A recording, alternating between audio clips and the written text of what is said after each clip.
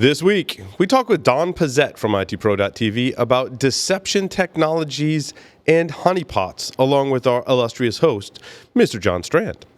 In the enterprise news for this week, we'll talk about Fortscale beefing up its partner program, Duo Security embracing the MSP thing, WebRoots updates makes its AV flag false positives now. All that and more here on Enterprise Security Weekly.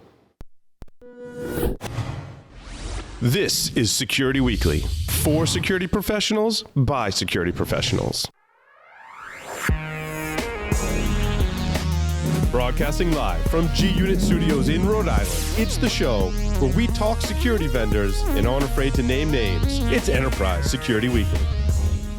Practice field, I had to do that to the door, and then once the wind caught it, I flew outside the door. That's I call that a programmer's workout. Yes, that is a programmer's workout. I was at RSA. I got out. I have seen things. I've seen horrible things.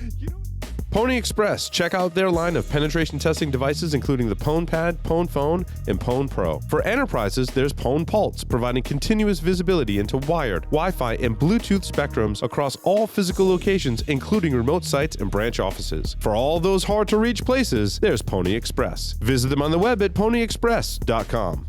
Gain control of cyber risk with Tenable.io, the first vulnerability management platform built for today's elastic assets like cloud, containers, and web apps. Discover a fresh, asset-based approach that prioritizes vulnerabilities while seamlessly integrating into your environment. And improve ROI with the first elastic licensing approach based on assets, not IP addresses. Tenable.io delivers the data and context you need to secure your elastic attack surface. Start your free Tenable.io trial today by visiting Tenable.io.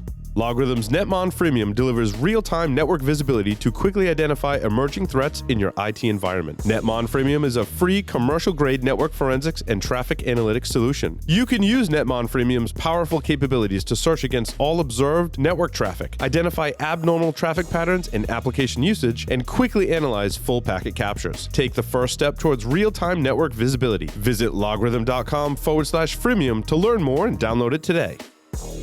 Welcome, everyone, to this episode of Enterprise Security Weekly.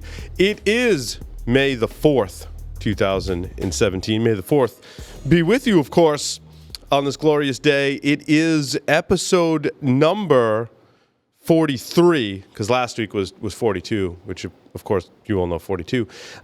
So this week, I'm very excited to bring on Mr. John Strand from Black Hills Information Security and Offensive Countermeasures. John, welcome to the show. How in the hell did we miss episode 42 and not calling that out more clearly? We did, maybe not as clearly as we should have. I know, we should have. My question is, so much. I have a shirt that has Darth Vader heads all over it, and I didn't wear it today. But last week you wore the BHIS shirt with the lady holding the head of the zombie, which I thought was a very stylish shirt. Yes, it is very stylish. Awesome. I get it. Some of my shirts I can't wear to kids' baseball practice and stuff. That's probably one of them. Yeah, that would be one of them. Don Pizzette from ITPro.tv is here with us. Don, welcome to the show. Thanks for having me back on, Paul. Yeah, it's nice to have your perspective from down there south in Gainesville, Florida, where your awesome studios is located. And now you folks have, you embraced May the 4th this year, dude. You have this awesome... I have to ask, please tell me Tim was Darth Vader. No, actually, that was one of our production team. We have a guy who's a huge Star Wars fan, and I made the joke. I said, I'm sure he's got a Darth Vader costume in his closet, and he did. He's like, oh, yeah, it's right here in the office. I got it right here, and just in case I needed it. That was an awesome video. You guys should check it out. I tweeted about it yesterday. Is it on your web? They go to itpro.tv and find it, I'm sure. I'm not sure if you can find it on our main site, but definitely on our Twitter channel, on Facebook, all of our social media presence has it. And now you're giving away a full year subscription, right, to kind of accompany that video? Yeah, it's a little competition. You pick whether you want to be on the Empire or the Rebellion side, and then we'll do a drawing, and somebody gets a subscription. That's awesome. A conference announcement. Come check out Wild West Hackin' Fest. It's put on by Red Team specialists for anybody and everybody interested in information security. Join us on October 27th and 28th for hands-on hacking talks by famous InfoSecers like Dave Kennedy, Deviant, Egypt, Chris Nickerson, Chris Gates, Mike Port, and Sub T. Check them out at wildwesthackinfest.com. That's HACKINfest.com. John, any updates on Wild West Hackin' Fest as you and your team are putting this event on? Not a whole lot right now. We're currently building the SDR lab to break into cars and break into garage door openers. We're also building the Capture the Flag this week. We're going to debut the Capture the Flag event at B-Sides Minneapolis St. Paul. So we're going to try to run it there. And then we are also working on the Internet of Things lab. So the idea is to have lots of hands-on labs where people can try SDR hacking. They can try embedded Internet of Things hacking. And just making it so people can actually do stuff as much as possible. So that's what we're working on right now. Fantastic. Let's move on to the enterprise security news for this week. We've got lots of stories to choose from. John, did you want to start with any particular one that was interesting to you? Oh, I get to pick on my own, huh? Well, there was the integrating threat intelligence into your security operations article, because I know a lot of us are being bombarded right now with marketing from 1,000 different companies, all saying you need integrated threat intelligence, and it's certainly not all created equal. Sure. I'm just going to drop right in because Paul's giving me authorization to say this. Threat intelligence feeds are crap.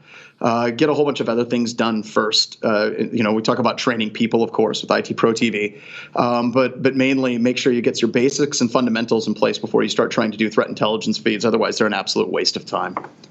Yeah, I chuckled a bit when I saw it because when we did our RSA coverage this year, that was one of the rules that I had. As I said, I don't want to do any more interviews on threat intelligence. There's just too many people. It's a crowded space, and most of them are not going to be effective even 2 years from now.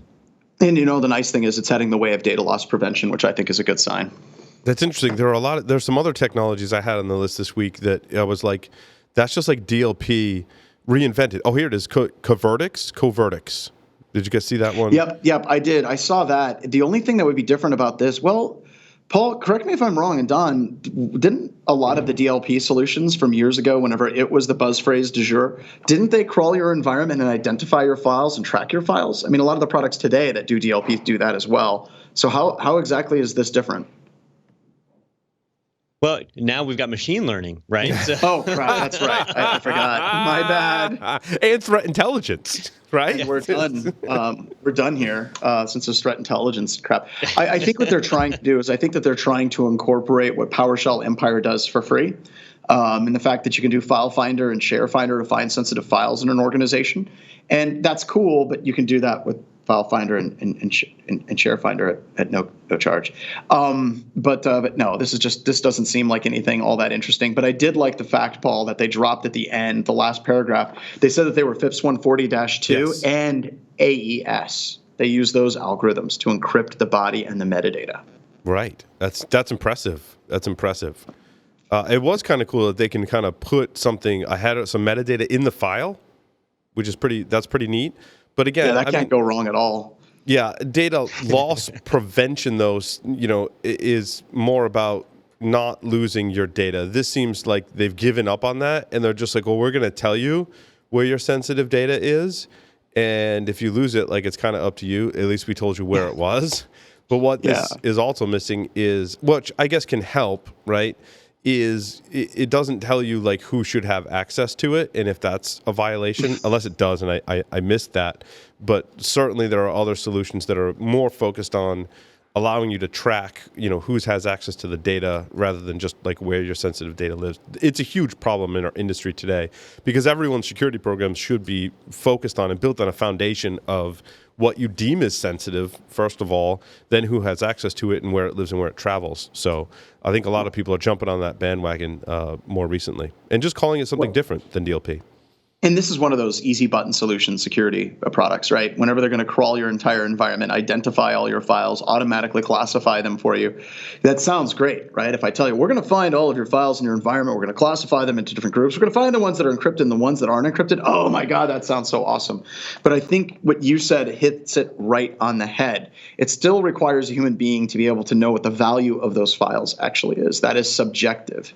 And we can't have a tool that automatically does that for us. It's never going to happen. So this sounds fantastic, but I think the reality and the implementation is it won't move the needle very much at all for security in organizations. Yeah, no, and I agree. And I think to go back to Don's point, when you talk to some other vendors about this, they're like, "Oh yeah, we can find all your sensitive data." And I'm like, "Well, how do you know how deep you want to dig into a file? Like, what if it's a terabyte file?" And they're like, "Well, we do like big data analytics and machine learning." Like, okay, How many buzzwords can you jam in there? Yeah, Right. All of the software really, it's kind of like some of the firewalls that would do behavior analysis, where you've got to train them, and they take time to be trained, and they have false positives, and here it doesn't know who the CEO is and who the mailroom clerk is, and so you've got to train them to be able to classify that data. And they just don't do a great job of it. But there are some solutions out there that are better than others, but none of them are perfect. So we end up getting involved in all of them. Yep. Mm-hmm. I had someone to go after that. You said something. I have so many stories this week that I can't find it. I think it was Carbon Black. That's the one I wanted to talk about. That was the big one, yeah, because we're going to have to skip over some because there's so many. Yeah, there's so many, yeah.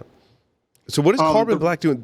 Is this like, what is this? Like endpoint protection, but not for an endpoint for a server? And it makes it easier than ever, according to one of the bigger problems with application whitelisting and these advanced endpoint protection suites that are out there is the configuration. That's why there's been this huge hybrid between machine learning and also application whitelisting, because if you do a hybrid between the two, it can somewhat make it easier to deploy these solutions in more of a staggered environment. Whereas pure application whitelisting can be extremely difficult to do if you try to jump right into it and do something in high enforcement mode. It sounds like what Carbon Black has done, and by the way, Carbon Black is one of those products that we do like. A lot of people that implement them, they know that there's a lot of work that goes up front. They were originally set up for incident response, flight recording of what happened on a computer. They merged with Bit9 and so on. And what they're trying to do is take that biggest concern off the table for organizations. And they're creating default templates that you can actually apply and using role-based access control and different policies and making it easier to roll out standardized policies across the entire organization. I still think it's hard. I still think it's going to take a tremendous amount of work. But I think what Carbon Black is doing is they're actually making it easier to approach that problem by giving people tools to segment their environment, break it up by roles, break it up by machines, and making it easier to define templates to apply to these computer systems. So I think that this is a great step in the right direction because it's not a silver bullet. It's basically giving people the tools to make it easier for them to implement policies in their organization for whitelisting. And once again, is whitelisting for everybody? No, it's absolutely not. It's a lot of very hard work. For the organizations that really want to do it and do it right, you can't avoid application whitelisting, and that's why this is a step in the right direction. You said something that was interesting. It leads into another story Don, did you have any comments on Carbon Black or any of this particular story? I've always said about Carbon Black is that they're very upfront about the amount of work that, just like John said. I've worked with a number of other products where they say, hey, we'll send consultants in and we'll get it all set up for you. So it's super easy. But that's day one, right? What about day 2 and day 200? That whitelists have to continually be maintained and updated. That's a challenge, and you can machine learn some of it, but there's going to be manual effort on all of these. Yeah, something that sparked kind of interest, and I'm not too familiar with this company, but when you said like looking in on what the endpoint is doing, and that's how Carbon Black got their focus. There's a company called Balabit. Have you guys heard of Balabit before? This was a weird one, but yeah, I had heard of it briefly, but never have I worked with it yet. Gotcha. And so I think the graphic actually on their product website does a nice job of allowing me to understand what they do, right? Basically, you've got endpoints like IT staff and stuff, and they're using protocols like SSH and Telnet, hopefully not Telnet, but RDP and VNC, well, hopefully not VNC. And then they're connecting to the data center, and this is a privileged session manager that allows you to, I would assume, control like who's connecting to what.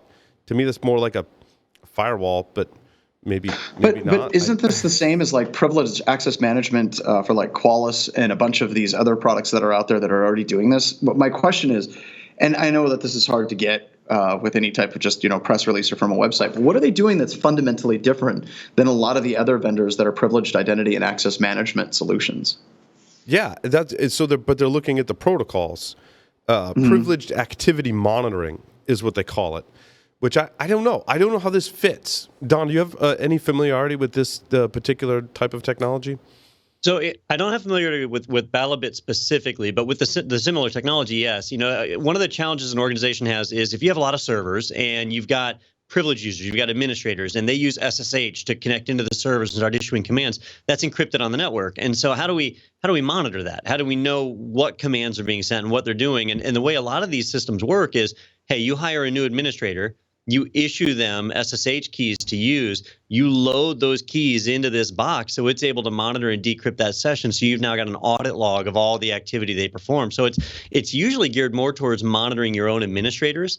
And I'd love to say, like, that's not something we need to do, but every couple of months you'll see an article about some disgruntled administrator who goes crazy and has backdoors in the system. And here's where we can get that record of what happened. So the nice part is, as a pen tester, I can just break into that box and then I have all the keys to the kingdom. It's awesome. There you go. That's true. But we go back to the big players that we've talked about for months on this show. We got Bionic. We've got CyberArk is probably one of the biggest ones that we see continuously. And these products are good. And they actually do work at stopping a lot of different attacks. So the question is, what does this company actually bring to the table that's fundamentally different? So this is one of those things that's very different than threat intelligence for me. I think threat intelligence is a load of crap. But I really think that when we're talking about privileged access management, I think that this is something that, if it's implemented correctly, is a fantastic utility. But it always eats at the back of my head. Looking at some of the products over the years like NetIQ, which they fixed a lot of the vulnerabilities that we discovered, where you said, if we pop one system, doesn't that give us the keys to the kingdom to a whole bunch of other systems? And you got to make sure that one centralized management provider is actually secure before implementing these.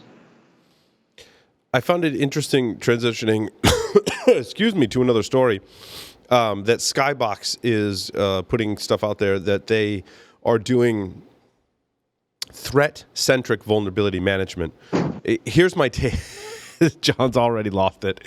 And here's my take on that. Since they can't have a fundamentally complete or expansive vulnerability management platform like we see from the three big players in the space, which Tenable, Rapid7, and Qualys, right, been doing it longer than anyone, you're probably not going to catch up with them in terms of being able to detect as many vulnerabilities as they can, that you have to come up with a way to say, well, we do vulnerability management too, because we're a CASB, so we have to see everything that's in your cloud, so we have to tell you what's vulnerable, and you want to buy from us, not from someone else. So therefore, we have intelligence on vulnerabilities that are being exploited in the wild, and they claim that they can give you the context of an organization's environment, such as potential attack paths, to basically relate just those vulnerabilities. What they're saying is they don't have enough coverage, so they have to be smarter about it, but I'm highly skeptical. Look, this is, I already don't like this entire area, but whenever they take that, they have data that's aggregating from 30 security data feeds and they have 700 dark websites. All right. So Skybox, I'm going to give you guys some advice. Okay, this is free advice, and you can make millions of dollars on doing this. Do it. Just go for it. It's free advice. Go to the MITRE website for attack research. Go to the attack techniques matrix. Develop a product that detects those types of tactics. Don't try to detect specific attacks, specific exploit kits. Look at the tactics for lateral movement, for privilege escalation. Look at command and control communication. Write a product that detects the techniques and the tactics, not the specific attackers. And you're going to do fantastic. And it's actually pretty easy to do because it's a fairly limited set. So whenever you start talking about 700,000 dark websites, whenever you start talking about security data feeds that don't overlap with each other, you're just talking about creating more complicated and larger blacklists of attack behaviors. And that complexity doesn't make us more secure. In fact, it's always been the opposite. Complexity gives me ample room as an attacker to hide. Yeah, and at that point, you're not really all that much different than, virus definition files. You're a step away from being McAfee antivirus. Well, it's like, well, and those virus definition files worked so well for us for all these years. But it's exactly like you said. You're creating a much more complicated blacklist, whether you're using IOCs or YARO rules, or whatever the hell it is you're doing. But you're still trying to write a signature for detecting a specific attacker, and even that attacker isn't using that technique much anymore, unless you're dealing with your standard run-of-the-mill botnets and your standard drive-by malware or your standard ransomware. A targeted attacker is not going to be using the same techniques for very much longer than a week or two. So it's interesting in Josh Corman's keynote at Source, he talked about this, and I happened to be sitting there in the audience, and he actually called on me and didn't realize how much I had worked in the space. But when we talk about vulnerabilities, right, and what your coverage and vulnerability coverage, which is somewhat what we're talking about here, the current total, does anyone know what the current total of number of CVEs that are defined today roughly is? No. About 85,000, right? That's it? Yeah. That's all?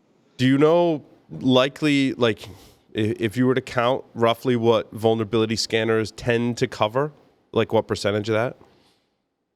I would say if I had to pick a wild, crazy guess, I would say probably less than half. Yeah. So it's about, you're absolutely right, John. It's about 40% is what most scanners cover today.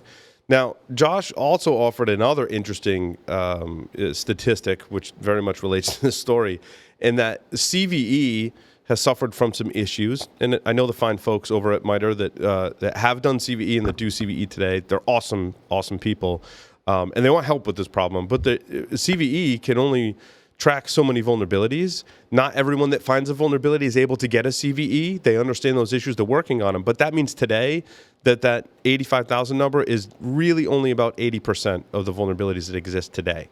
So when you go into an enterprise and you're trying to discover vulnerabilities, whether in the cloud or not, with all these new CASBs, like, think about how far behind they are if they're looking to detect vulnerabilities. That just kind of scares me. I also think too that while that's, sounds very scary, the problem isn't as bad as we think, because as we know, a lot of these tools, Skybox and the CASBs included, vulnerability scanners included, they all have, like, I knew, like, when I worked at Tenable, I knew Nessus really well, and I'm like, yeah, there might not be like a CVE for that, but I know there's this other plugin that tests for those conditions that probably covers about 1,000 CVEs, but it tests, like you're saying, John, for some generic condition in the network that is going to cover a bunch of CVEs. So, and that was one of the things, working with you whenever you're working at Tenable, and even now, there's been a lot of times where we're trying to find a vulnerability, and you go to a plugin that's more of like an informational and possibly a medium that will actually detect that condition. Not necessarily saying it's a vulnerability, but like banner grabbing, giving you back that service banner, and then you can look at it even further. And I think that's why over the years you always push that a vulnerability assessment scanner is your eyes and your ears. It's not the end all be all of the vulnerabilities in your environment. It's merely a tool to give you better perceptions as far as what's happening on your environment. And I think that fundamentally changes the way that you handle vulnerability research. You're not looking for a tool that finds all the reds and purples and criticals and highs. You're ultimately using a tool to give you information to make some of those determinations on your own. Of course, the criticals and highs, you want to find those, but the rest of it requires some level of digging. And that's why you're always pointing our analysts at BHIS, looking at this plugin because it helps find that condition. It may not give you that full red banner that there's something wrong, but it'll give you enough information to make that determination on your own. Absolutely. Another thing we're up against is that there's an actual financial motivation to not report CVEs. When people discover things, there's state and national organizations that'll pay for that. There's private use, and so I would imagine we're seeing less and less of these things get reported. So if we rely just on CVEs, we're kind of setting ourselves up for failure. Yeah, and I think people will say bug bounty programs help influence that. I think they've made a small impact as to the reporting, right? I still think, like you say, Don, there's a lot of people that just know about stuff that aren't talking about it. They're either using it for personal gain, they're not reporting it because then they have to deal with the vendor. And I think that's one area where bug bounties might help. But a lot of things go unreported, and there's a lot of reasons for that.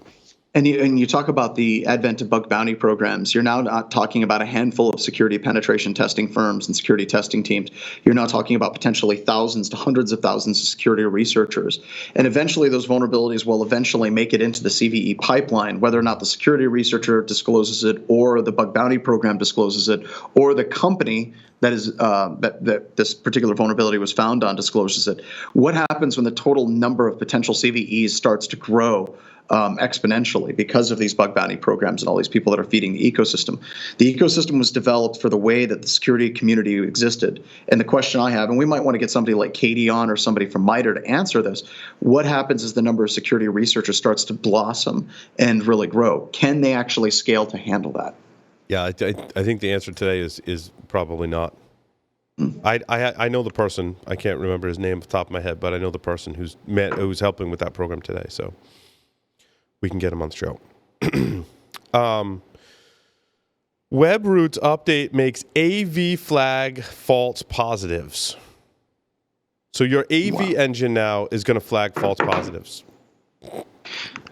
Well, so it knows it got a false positive. Yeah, it flagged its false work? positive. Yeah, right. Like, how does that work exactly?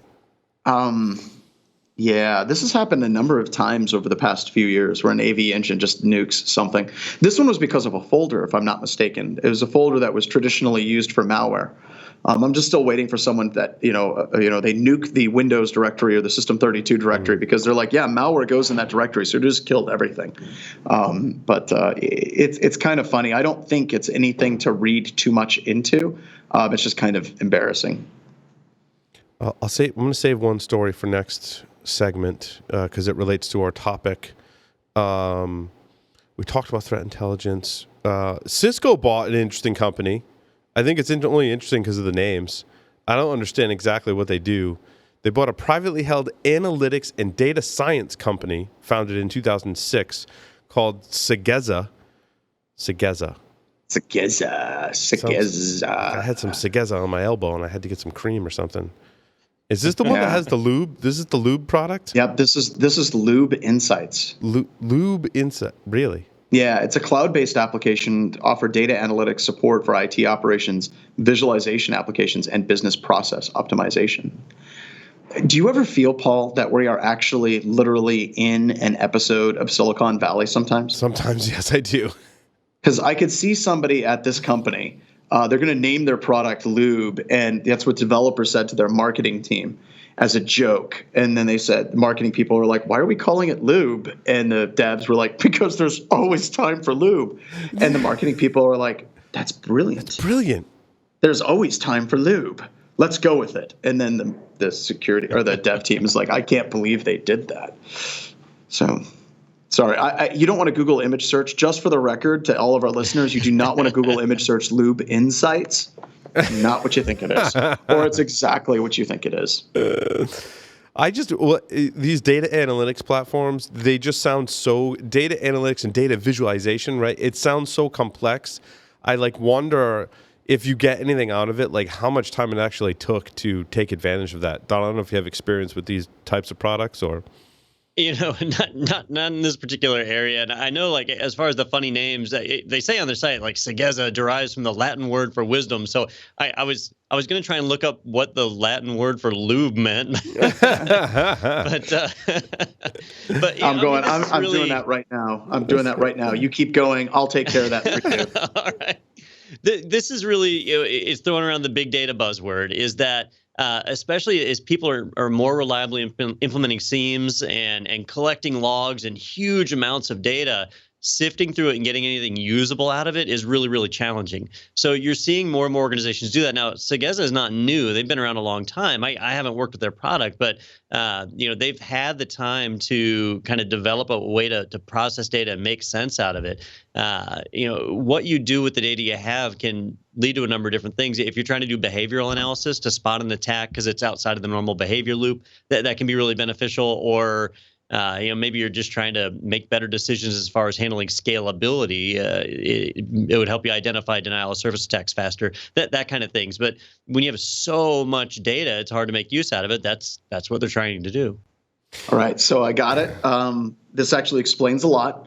Lube in Latin translates to lube in English. And this is, okay, lube in English also translates to lube in Latin. Well, so now that mystery is solved. Alrighty then.